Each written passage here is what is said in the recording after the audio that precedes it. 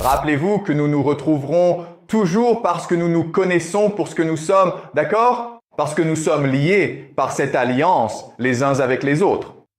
Donc, ce qui est très agaçant chez les Francus, ou ce qui fait que les gens les détestent, c'est qu'ils s'adonnent toujours à ce genre de rituel sexuel. Ils commettent l'inceste avec leurs enfants. Ils commettent l'inceste avec leurs filles. Ils pratiquent beaucoup l'échange de femmes, d'accord? Et vous pourriez vous dire que c'est dégradant. Mais si vous y réfléchissez, dans l'échange de femmes, qui a le pouvoir dans la relation? C'est bien l'épouse, n'est-ce pas? Parce qu'avant, la femme devait rester à la maison. Et elle ne pouvait pas utiliser son corps. Mais maintenant, grâce à l'échangisme, elle peut rencontrer d'autres hommes puissants et les contrôler, les manipuler. Les Francs sont donc un peuple extrêmement égalitaire, où l'émancipation des femmes est également présente. D'accord, est-ce que c'est clair? Très bien. Peux-tu lire Amber? 28 août. En l'an 1762, Son Altesse royale OBM a entrepris un long voyage depuis lors ce lieu au Seigneur. D'accord, donc ils sont en Pologne. Son Altesse est une fille, n'est-ce pas, Eva? D'accord, le Messie. Continuez. Elle arriva là le 8 septembre, y resta et le jour du jugement eut pour la première fois des relations sexuelles avec le Seigneur. Le 18 octobre, le Seigneur lui dit « Tu as maintenant conçu de moi un fils ». Lorsqu'elle vint vers le Seigneur pour la première fois, le Seigneur commença avec elle cette cérémonie que le roi Assuérus avait faite avec Esther, ce qui l'effraya énormément. D'accord, donc il s'agit d'inceste et le but de cet inceste est que Jacob Frank crée un autre corps pour se réincarner, d'accord? Donc il croit en la réincarnation. Donc même si Jacob Frank, il est vraiment la dernière itération de quelqu'un, Zévi, c'est le dernier dont nous ayons connaissance, d'accord? Il doit forcément y en avoir un autre aussi, d'accord? Donc, ce que représentent Jacob, Frank et Zébédée, c'est une compréhension plus puissante de la foi, d'accord? Alors, souvenez-vous, il y a eu 3 compréhensions différentes de la foi. Les catholiques croient à l'idée de la justification par les œuvres. Si vous faites simplement ce que l'Église vous dit de faire, si vous évitez le péché, vous allez au paradis. Martin Luther dit, c'est stupide. L'Église n'a pas l'autorité de décider qui va au paradis. Alors il a utilisé l'idée de la justification par la foi. Ce n'est que si tu crois vraiment en Dieu que tu peux aller au paradis.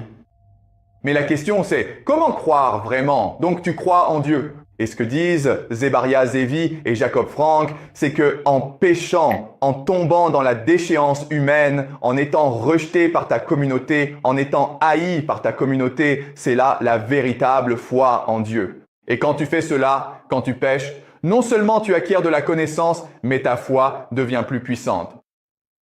Et ceux qui comprennent cela, nous sommes une communauté d'avant-garde. Nous sommes les véritables princes du monde. Nous sommes les véritables dirigeants du monde. Et ensemble, nous allons gouverner le monde. Et devinez quoi, les gars? Ils ont réussi. D'accord, pourquoi? Eh bien, parce que, au final, les franquistes, ce sont une organisation secrète. Et ils ont compris comment créer l'organisation la plus résiliente, la plus forte du monde, d'accord? Voici donc les caractéristiques d'une organisation vraiment puissante. Ils ont une hiérarchie stricte. Donc tout le monde est loyal envers Frank, d'accord? Il faut un but, ils sont tous loyaux envers Frank. Altruisme, ils s'aiment tous les uns les autres. Nous nous laissons poursuivre une victoire matérielle. Ils aiment l'argent, le secret, la discipline, l'énergie et la motivation, d'accord? La haine de soi, la peur, la colère, la jalousie, d'accord? Et la haine de soi, la peur, la colère et la jalousie sont créées par le péché, n'est-ce pas? Coucher avec sa propre fille crée une immense culpabilité, mais ce sentiment peut être canalisé pour vous donner plus d'énergie, de concentration vers la réussite et l'envie d'atteindre la fin des temps. C'est logique? Très bien, donc encore une fois, le franquisme n'est pas le judaïsme. Ce sont deux choses bien distinctes. Il s'agit en réalité d'un rejet du judaïsme. Car dans le judaïsme, on vous enseigne l'esprit. Pour Frank, l'esprit n'a aucune importance. Seule la matière compte, car l'esprit n'offre pas la sagesse contrairement à la matière. Le péché y mène aussi. Les Juifs prônent l'obéissance à Yahvé. Frank refuse. L'important est de vaincre Satan sur terre. Voilà la véritable mission. Vaincre Satan. Jude dit, ayez confiance en Dieu. L'idée est donc de ne pas s'inquiéter de la venue du Messie. Finalement, il viendra et il nous ramènera à Jérusalem, il nous ramènera tous et il construira un troisième temple. Et Frank dit, non, n'attendons pas. Dieu ne veut pas que nous attendions. Dieu veut que nous profitions du jour présent. Dieu veut que nous créions notre propre monde. C'est pour cela que Dieu nous a créés, parce que nous avons la capacité de créer notre propre monde, notre propre paradis. Alors faisons-le, n'attendons pas, d'accord? Donc c'est un accélérationniste, d'accord? On fait cela en péchant beaucoup, en montrant la fausseté de ce monde, que ce monde est finalement une illusion, d'accord? Alors, est-ce que cette philosophie a du sens pour vous? Tout à fait. Très bien, donc une chose que vous devez savoir, c'est qu'il y a une rumeur selon laquelle Frank serait en réalité le véritable fondateur des Illuminati, qui est une alliance de sociétés qui contrôle le monde. Aujourd'hui, d'accord? Donc, ce que font les Francs, c'est que lorsqu'ils se convertissent au catholicisme, ils ont accès à la foi juive, à la foi islamique, ainsi qu'à la foi jésuite, la foi catholique, d'accord? Ils vont combiner les trois ensemble, parce qu'ils ont des espions partout. Cela permet à ces différentes sociétés secrètes de se coordonner.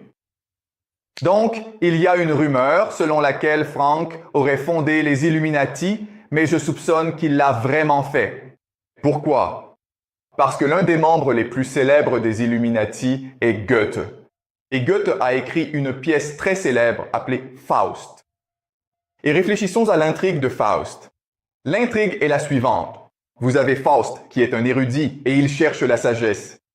Alors il passe un pacte avec Méphistophélès, le diable, et Méphistophélès dit, « Je te donnerai la sagesse éternelle en échange de ta vie éternelle, de ton âme. » Et Faust dit, « D'accord, ça me va. » Et Faust fait beaucoup de choses. Il pêche, il a des relations sexuelles avec une jeune enfant, elle meurt. Il fait beaucoup de choses vraiment mauvaises, mais il acquiert beaucoup de sagesse. Et quand il meurt, il est censé aller au paradis. Pardon, quand il meurt, il est censé aller en enfer, d'accord? Mais à la toute dernière minute, quand Méphistophélès vient réclamer son âme, Dieu envoie des anges pour sauver Faust et l'emmener. D'accord? C'est une attitude très franche envers la vie. Péchez autant que vous voulez pour acquérir la sagesse. Si vous faites cela, si vous acquérez beaucoup de sagesse, alors Dieu vous récompensera par la vie éternelle. D'accord? Très bien. Encore une fois, les Francs infiltrent les Jésuites. Et donc, beaucoup de gens pensent que les Francs contrôlent maintenant l'Église catholique ou ont beaucoup d'influence sur l'Église catholique. D'accord? D'accord. Ils infiltrent aussi les francs-maçons. Je vous montrerai cela au prochain cours. D'accord? Ils ont aussi grandement influencé le développement du mormonisme. Si vous regardez la structure de l'Église mormone et que vous examinez le franquisme, c'est très similaire. La scientologie, les gars, d'accord? Si vous regardez simplement la scientologie, c'est aussi très similaire à ce que croient les franquistes. Très bien, quelques franquistes très célèbres dans l'histoire. Regardez, il y en a beaucoup, d'accord? Mais tout cela reste secret parce qu'ils agissent dans le silence. L'essentiel, c'est leur secret, leur discrétion, d'accord? Ils agissent en silence. Mais nous savons avec certitude que Louis Brandeis, qui fut le premier juge juif à la Cour suprême des États-Unis, était un franquiste. Et il y a une université très célèbre, une très bonne université, qui a été fondée en son honneur. D'accord? Donc si vous savez que cet homme est un franquiste, réfléchissez à combien d'autres Américains très puissants sont aussi des franquistes, d'accord? Je n'ai pas le droit de citer leur nom parce que, ils le nieraient. Et j'aurais de gros ennuis si je mentionnais leur nom. Mais ce sont des personnes très puissantes et vous savez qui elles sont, d'accord? Vous connaîtrez leur nom, mais vous ne savez peut-être pas qu'ils sont franquistes. Voici William Butler Yeats, qui est un poète irlandais très célèbre. Lui aussi est membre d'une société secrète, d'accord? Et nous allons lire ensemble un poème de Yeats pour vous montrer l'influence de la philosophie franquiste sur la modernité. En fait, ce que je vais vous montrer au prochain cours, c'est que l'on peut soutenir que Jacob Frank et Sabbatai Tzvi, ensemble, ont créé la modernité en Occident. Très bien, nous allons donc lire un poème de ce poète irlandais très célèbre, qui est aussi lauréat du prix Nobel et également membre d'une société secrète appelée l'Ordre de l'Aube dorée. D'accord? Très bien, il s'appelle Crazy. Jane parle avec l'évêque. Emma, peux-tu lire, s'il te plaît? J'ai rencontré l'évêque sur la route et nous avons beaucoup parlé, lui et moi. D'accord, donc il s'agit d'une femme qui parle à un évêque, c'est bien ça? Une haute autorité religieuse. Continuez. Ses seins sont plats et affaissés maintenant et ils sont complètement tombés. Ses veines doivent bientôt être à sec. Vivez dans une demeure céleste et non dans un style de vie misérable. D'accord? Donc tu es tombé, n'est-ce pas? Vous en avez vu beaucoup. Votre vie fut dure. Ne vous inquiétez pas. Dieu vous pardonne. Si tu te convertis, si tu changes de vie maintenant, Dieu te pardonnera. D'accord? Et tout ira bien. Continue comme ça, Amber. La peur et l'immondice sont étroitement liés, et la peur a besoin de l'immondice, ai-je crié. Mes amis sont partis, mais c'est la vérité. Ni tombe, ni lit refusé. Appris dans l'humilité du corps et dans la fierté du cœur. Tu ne peux pas avoir de péché. Désolé, on ne peut pas avoir le bien sans le mal. On ne peut pas tolérer la laideur. On ne peut pas avoir de beauté sans laideur, d'accord? Alors, et c'est quelque chose que j'ai appris parce que j'ai péché, parce que je suis tombé bas. D'accord? Continuez. Une femme peut être fière et rigide, pleine d'intentions amoureuses, mais l'amour a fini par lui ouvrir son manoir. Le lieu de excrément, car rien ne peut être âme ou entier. Ce n'est pas ce que cela a été voulu. Où est Dieu? Où est l'amour? Dieu est dans les ordures, d'accord? Il faut donc toucher le fond pour vraiment trouver Dieu. Il faut toucher le fond pour se trouver vraiment. Il faut se détruire pour pouvoir se créer véritablement. D'accord? Et c'est une attitude très précaire. Donc, à bien des égards, la croyance de Frank a conquis la culture occidentale moderne. Et je vais vous montrer pourquoi. Au prochain cours, d'accord? Des questions? Genre, je pense que Frank a dit que tu peux avoir tous les plaisirs que tu veux issus des péchés, mais je pense que c'est une sorte de basse vibration.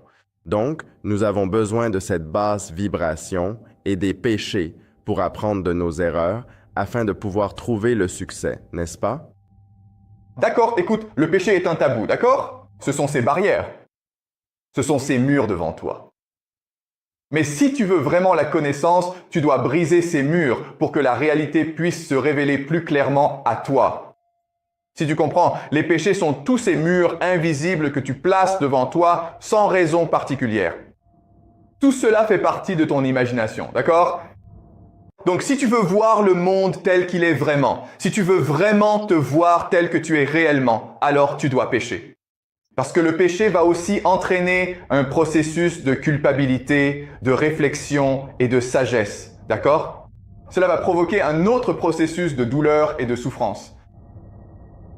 Et nous évitons de pécher parce que nous avons peur de la condamnation sociale. Nous avons peur d'être ridiculisés. Nous avons peur. Nous avons peur d'être moqués par les autres. Mais si tu veux vraiment la véritable connaissance, tu dois aller à l'encontre de la conformité sociale. D'accord? Est-ce que ça a du sens? Donc, ne pêche pas juste pour le plaisir de pécher. Pêche parce que cela te permet d'accéder à une plus grande connaissance, une connaissance plus profonde. D'accord? Est-ce que ça a du sens, les gars? Très bien, d'autres questions? Oui? Penses-tu que l'idéologie franciscaine a un impact sur la Palestine? Le conflit israélo-palestinien? Parce que je pense que je vois beaucoup de récits similaires émerger. Oui. Donc, à la toute fin du cours, je vous enseignerai, comme le 17e, Franck fait partie des fondateurs d'Israël. Oh, d'accord. Oui. Alors, que se passe-t-il aujourd'hui en Palestine au départ? C'est motivé par la philosophie de la pratique. Oui. D'accord. Oui. Merci. À vous. D'autres questions?